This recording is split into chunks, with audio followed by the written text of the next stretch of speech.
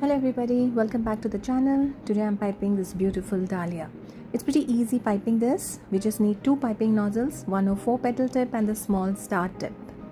And just two colors, yellow and green.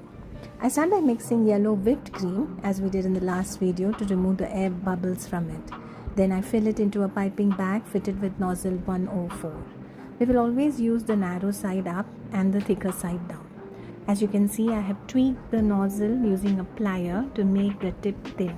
This gives you thin, sharp petals. Next, I'm using green whipped cream, mixing it well and then filling it into a piping bag fitted with a round piping nozzle. So using a big flower nail, I first mark the center using a blob of green or just use the nozzle end to make a circle. We start by holding the tip at a 20-degree angle and go up and down to form a petal using steady pressure. We continue to do this going around the nail. If you're piping on a cupcake directly, then this is the same technique you have to use. So once we are done with the outer petals, we will make another layer of petals a little smaller than the outer ones. So here is where the center marking will help us so we don't pull the petals too long into the center.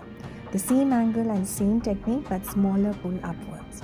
We continue to go around to complete the second layer. Next, I'm using the small star tip and going to pipe small stars over the green cream.